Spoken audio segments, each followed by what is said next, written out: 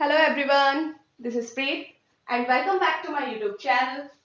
Students, last video में हम लोग 4.1 एक्सरसाइज का जो क्वेश्चन नंबर 1 है उसको कंप्लीट कर चुके हैं। आज के इस वीडियो में हम स्टार्ट करेंगे exercise 4.1 question number 2। Question number 2 is represent the following situations in the form of quadratic equation. आपको रिप्रेजेंट करना है, कुछ सिचुएशंस आपको दे रखी हैं। सिचुएशंस मतलब कुछ स्टेटमेंट आपको दे रखे हैं, उन स्टेटमेंट्स को आपको रिप्रेजेंट करना है in the form of quadratic equations. मतलब कि आपको स्टेटमेंट दे रखे हैं और आपको स्टेटमेंट से इक्वेशंस बनानी है। Okay, then first statement is first situation is the area of a rectangular plot is 528 metre square. एक रेक्टेंगुलर प्लॉट है, मतलब एक प्लॉट है जिसकी शेप है रेक्टेंगल, ठीक है। उस प्लॉट का जो एरिया है वो है 528 metre square.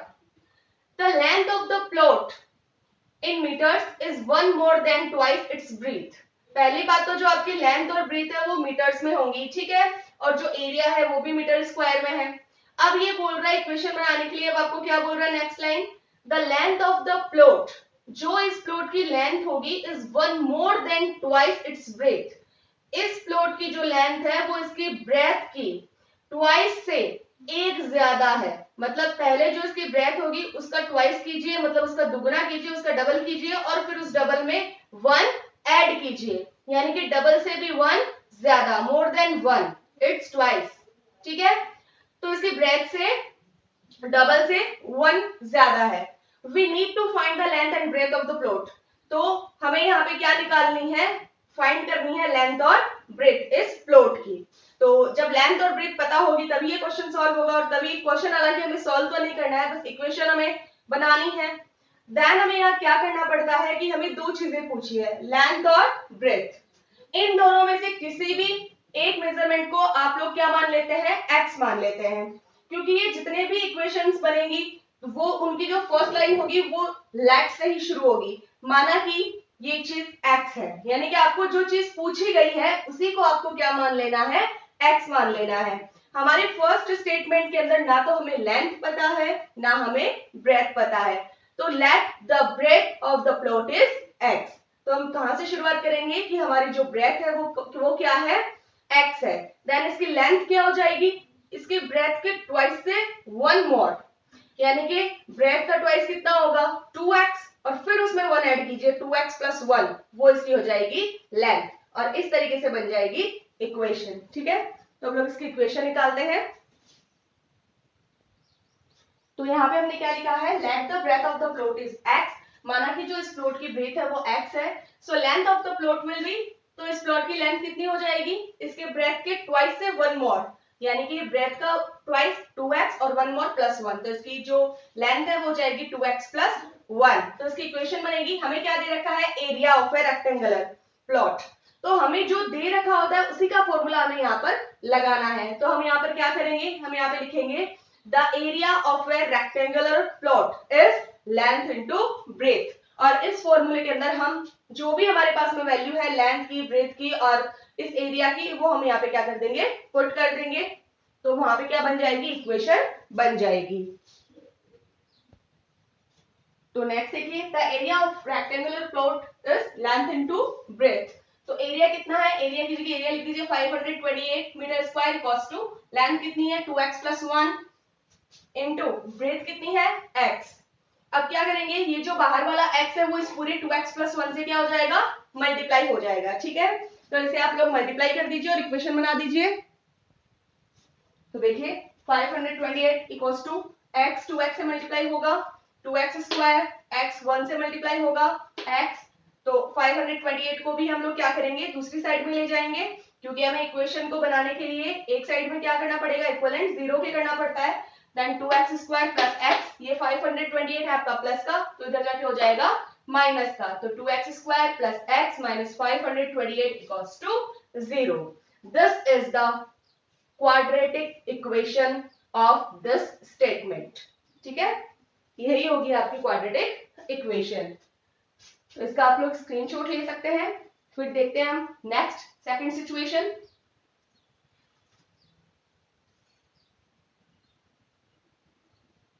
Next situation is the product of two consecutive positive integers is 306. We need to find the integers.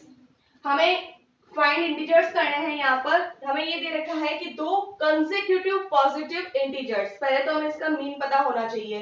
पहली बात तो द प्रोडक्ट जो यहाँ पर वर्ड आया है, देखो बच्चों जो छोटी छोटी चीजें हैं वो आप सबको पता होनी चाहिए, तभी आप इक्वेशन बना पाएंगे. तो आपको हर चीज पता होनी चाहिए. जैसे हम देखते हैं द सम ऑफ का सबको पता है कि वहां पे ऐड करना होता है. उसी तरीके से जैसे यहाँ पे लिखा होता है द प्रोडक्ट ऑफ, तो प्रोडक्ट का मैथ्स के अंदर मीन होता है मल्टीप्लाई. ठीक है, प्रोडक्ट का मतलब होता है यहाँ पर मल्टीप्लाई. तो the product of two consecutive का मतलब होता है लगातार. ठीक है, कंसेक्यूटिव मतलब लगातार आने वाली डिजिट्स. पॉजिटिव इंटीजर्स मतलब कि दो लगातार आने वाली पॉजिटिव इंटीजर्स. लगातार भी होनी चाहिए और पॉजिटिव भी होनी चाहिए इंटीजर्स. उन दोनों के प्रोडक्ट जो है, मतलब उन दोनों के मल्टीप्लाई जो है, उसका जो आंसर है वो 306 है. समझ गए? दो लगातार पॉजिटिव इंटीजर्स है, कंसेक्यूटिव पॉजिटिव इंटीजर्स है, जिनका प्रोडक्ट कितना है 306. We need to find the integers. हमें उन दोनों इंटीजर्स को फाइंड करना है. ठीक है, अब हम लोग इतना जानते हैं कि अगर हमें इंटीजर्स फाइंड आउट करना है तो एक इंटीजर छोटा होगा और दूसरा बड़ा होगा. भाई कोई भी, अगर हम लोग दो डिजिट की भी बात करें, जैसे एक है 4 और एक है 5, तो दोनों में से कोई तो बड़ा है कोई तो छोटा है ना. तो माना कि यहाँ पर जो एक स्मॉल पॉजिटिव इंटीजर है वो हम ले लेते हैं x. तो फिर ऑटोमेटिक जो उसका कंसेक्यूटिव होगा, जो उसके जस्ट बाद में आएगा, वो क्या हो जाएगा, और हमें लेना है पॉजिटिव इंटीजर, तो उसके जस्ट बाद वाला जो इंटीजर होगा वो हो जाएगा x + 1. तो यहाँ पर हम जो दो इंटीजर्स मानेंगे, लैट करेंगे, वो हम करेंगे एक तो x और दूसरा x + 1, और फिर उन दोनों का मल्टीप्लाई करके लिख देंगे 306. ठीक है, तो लेट्स स्टार्ट. तो ये देखिए यहाँ पे let first integer is x, then second integer will be, second क्या हो जाएगा अपने आप x + 1. The product of these two integers is 306. दोनों जो इंटीजर्स हैं उनके प्रोडक्ट कितने हैं 306 है. तो प्रोडक्ट मींस मल्टीप्लाई, तो दोनों इंटीजर्स को मल्टीप्लाई कर दीजिए. x + 1 equals to 306. अब ये जो x है वो इस x + 1 से क्या हो जाएगा, पूरे से मल्टीप्लाई हो जाएगा, और आपकी क्या बन जाएगी, इक्वेशन बन जाएगी. तो यहाँ पे देखिए फर्स्ट ऑफ ऑल आपका ये जो x है वो मल्टीप्लाई होगा x से, तो x², ये x 1 से मल्टीप्लाई होगा तो x equals to 306. Then x² + x, ये 306 आ जाएगा लेफ्ट साइड में, तो हो जाएगा माइनस का. देन आपकी इक्वेशन बन जाएगी x² + x - 306 equals to 0. This is the quadratic equation of this situation. ठीक है, तो इसका आप लोग स्क्रीनशॉट ले सकते हैं. Next third situation is Rohan's mother is 26 years older than him. Rohan की जो माँ है वो रोहन से 26 year old है. ठीक है, यानी कि 26 years बड़ी है उससे. The product of their edges in years, उनकी जो एजेस की मतलब उनकी जो एज की प्रोडक्ट है, प्रोडक्ट मतलब वही मल्टीप्लाई. तो the product of their edges 3 years from now will be 360. ठीक है, उनकी जो एज का प्रोडक्ट होगा आज से 3 साल बाद, वो कितना होगा 360 होगा. आज नहीं है, 3 साल बाद होगा. We would like to find Rohan's present age. तो हमें यहाँ पर फाइंड करनी है रोहन की जो प्रेजेंट एज है, कि प्रेजेंट में, इन द प्रेजेंट रोहन की एज क्या है. तो मैंने पहले भी बोला था बच्चों, ऐसे क्वेश्चन में जो क्वेश्चन आपसे पूछा गया है उसी को आपको क्या मान लेना है, x मान लेना है. तो let the Rohan's present age is x, then his mother age will be क्या हो जाएगी, his mother age will be कितनी है 26 years older than him. तो उसकी माँ की जो एज है वो हो जाएगी x + 26. तो चलिए बच्चों इस स्टेटमेंट की बेस पे हम लोग इक्वेशन बनाते हैं. तो फर्स्ट ऑफ ऑल हमने बोला था कि प्रेजेंट एज को क्या मानना है, x मानना है. किसकी प्रेजेंट एज को, रोहन की प्रेजेंट एज को, बिकॉज हमें पूछा किसकी है, रोहन की प्रेजेंट एज पूछी है, तो जो पूछा है उसने ही लेट कर लेते हैं x. तो let Rohan's present age x, then his mother's present age will be, उसकी जो मदर है उसकी प्रेजेंट एज कितनी हो जाएगी, क्योंकि उसकी जो मदर है वो उससे कितनी बड़ी है 26 years older than him. ठीक है, तो अगर रोहन x ईयर्स का है तो उसकी जो माँ है वो हो जाएगी x प्लस 26। ऑल्डर है, बड़ा है, इसलिए प्लस, और अगर कोई छोटा होता एज में तो उसके लिए हो जाता माइनस। ठीक है, तो फर्स्ट तो हमें स्टेटमेंट से पता चल गई फर्स्ट लाइन से। नेक्स्ट देखिए, the product of their edges 3 years from now, अब से यानी कि प्रेजेंट एज से 3 साल बाद उन दोनों की जो एज होंगी उनका जो प्रोडक्ट होगा यानी उन दोनों की एजेस का जो मल्टीप्लाई होगा वो कितना होगा 360।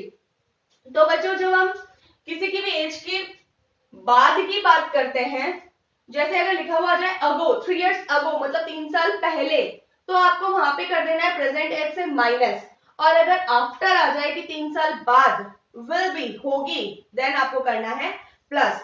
तो 3 साल बाद रोहन की एज हो जाएगी x प्लस 3 क्योंकि अभी कितनी है x। ठीक है, तो 3 साल बाद x प्लस 3 और उसकी जो मदर की एज हो जाएगी वो हो जाएगी x प्लस 26 प्लस 3 क्योंकि आज है x प्लस 26, तो 3 इयर्स बाद में हो जाएगी x प्लस 26 प्लस 3। तो ठीक है, लिख लेते हैं। तो देखिए क्वेश्चन के बेस पे हम लोग आगे चलते हैं। After 3 years product of their edges, 3 साल बाद उनकी एजेस की जो प्रोडक्ट है वो कितना बता रखा है 360। तो आफ्टर 3 इयर्स जो रोहन है वो कितने साल का हो जाएगा 3 इयर्स बाद में x प्लस 3 क्योंकि प्रेजेंट एज कितनी है x है। देन उसकी जो मदर है उसकी जो एज होगी वो कितनी होगी x प्लस 26, तो उसकी आज है प्रेजेंट में, तो 3 इयर्स बाद उसमें भी ऐड कर दो आप 3, मतलब दोनों की प्रेजेंट एज में आप लोग 3 ऐड कर दो और दोनों की एज को क्या करना है मल्टीप्लाई क्योंकि प्रोडक्ट है equals to 360। Then x plus 3 x plus 26 और 3 दोनों कांस्टेंट डिजिट है, प्लस हो सकती है, तो 26 प्लस 3 कितने हो गए 29, तो x प्लस 3 और x प्लस 29 इक्वल्स टू 360। ठीक है, अब इस तरीके से सॉल्यूशन होगा। ये जो x प्लस 3 है वो पूरा का पूरा x प्लस 29 से क्या होगा मल्टीप्लाई होगा। ठीक है, तो हम लोग इसे क्या कर लेते हैं मल्टीप्लाई कर देते हैं।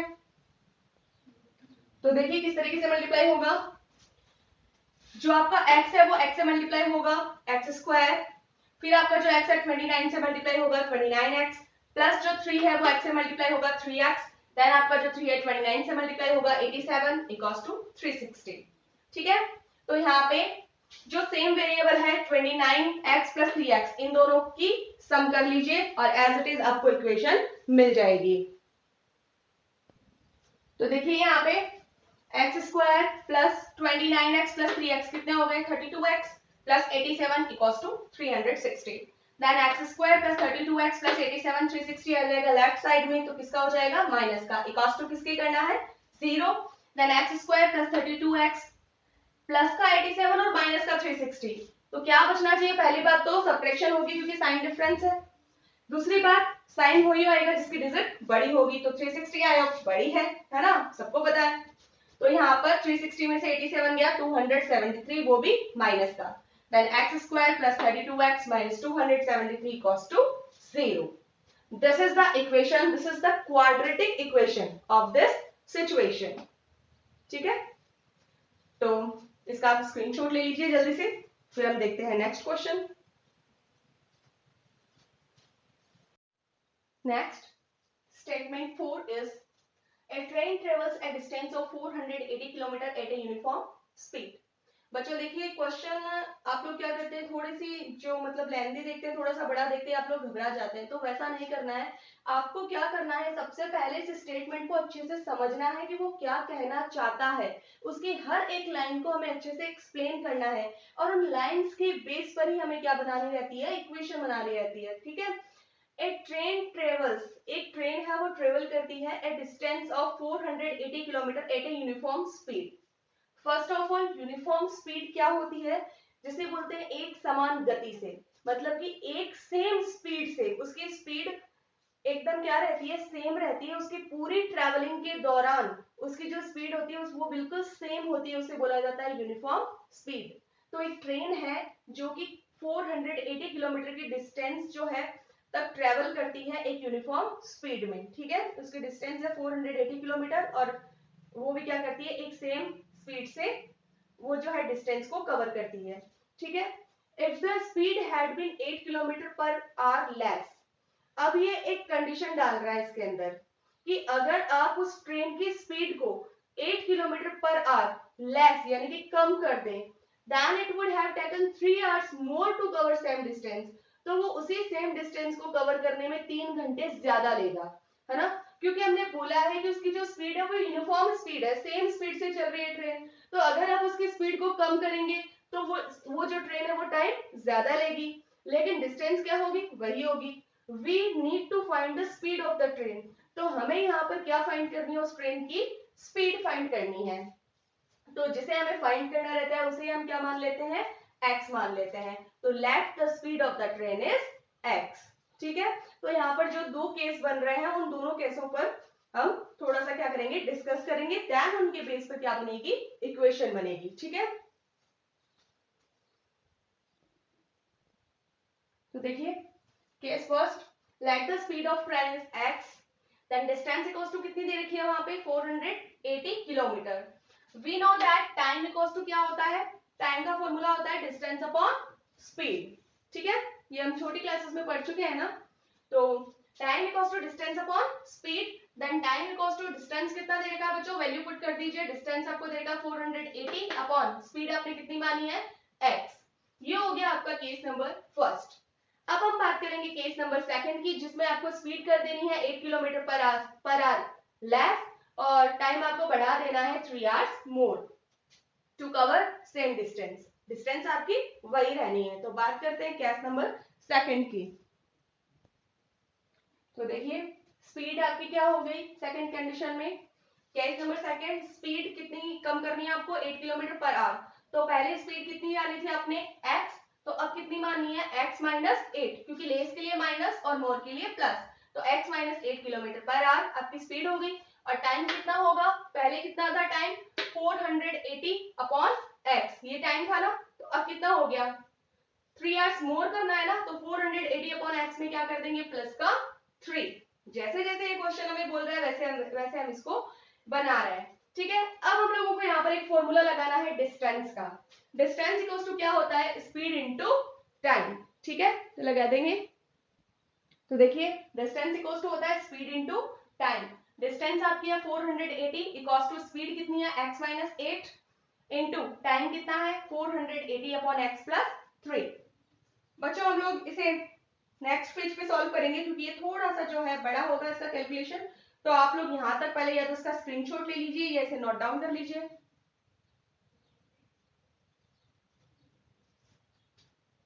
तो देखिए हमने इस इक्वेशन को यहाँ पे छोड़ा था, 480 equals to x minus 8 bracket 480 upon x plus 3 upon 1।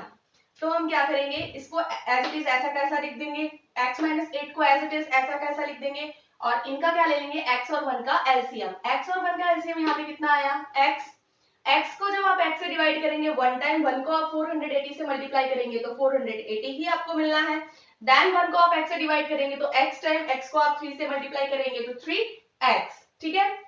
Next line में क्या होगा, ये जो x है वो चला जाएगा 480 के मल्टीप्लाई में, तो यहाँ बन जाएगा 480x, तो इस x का तो हो गया काम। अब क्या बचा यहाँ पे x minus 8 bracket 480 plus 3x।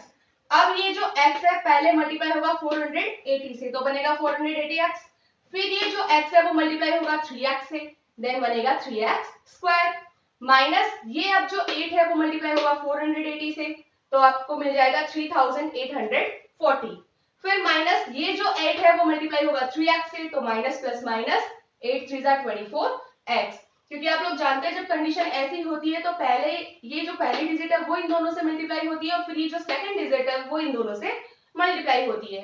अब देखिए बच्चों यहाँ पर 480x इक्वल के दोनों तरफ सेम डिजिट है तो क्या हो जाएगी कैंसिल, बताया था मैंने आपको लास्ट वीडियोस में। देन यहाँ तो इक्वल में कुछ बचा ही नहीं, जीरो ही बच गया ना, तो अब यहाँ क्या बच गया 3x square minus 3840 minus 24x equals to क्या बच गया 0। चाहे तो आप इस इक्वेशन को यहाँ पर भी खत्म कर सकते हैं, लेकिन यहाँ तो क्या आपको सिर्फ इक्वेशन बनानी है, आगे की जो एक्सरसाइजेस होंगी उनके अंदर आपको इनको पूरा सॉल्व भी करना है, आपको x की वैल्यू भी फाइंड करनी पड़ेगी, तो उस कंडीशन में ये जो इक्वेशन है वो बहुत बड़ी हो जाती है, तो इसे हम क्या कर सकते हैं, इसे शॉर्टेस्ट फॉर्म में बदल सकते हैं। मतलब कि कहने का मतलब यह है कि ये जो तीनों डिजिट आपके सामने है 3x² माइनस 3840 और 24x, ये जो तीनों डिजिट है वो एक सेम टेबल से डिविजिबल है, वो है 3 की टेबल। तो इन तीनों में क्या ले सकते हैं आप 3 कॉमन, 3 ले लीजिए कॉमन। तो यहाँ पीछे क्या बचेगा x² माइनस 3840 में जब आप 3 से डिवाइड करेंगे तो आपको मिलेगा 1280 माइनस 3 को आप 24 से डिवाइड करेंगे 3 8 जा 24, 8x इक्वल्स टू 0। अब ये जो 3 है मल्टीप्लाई में वो चला जाएगा 0 के डिवाइड में, तो ये भी बन जाएगा आपका 0। देन यहाँ बच जाएगा x² माइनस, अब आपको इनको क्या करना है ऑर्डर में लिखना है, तो पहले आप क्या करेंगे ax² plus bx plus c बनता है, तो x² minus 8x minus 1280 equals to 0। तो ये आपको मिल गई आपकी quadratic equation. This is the quadratic equation of this situation या this statement।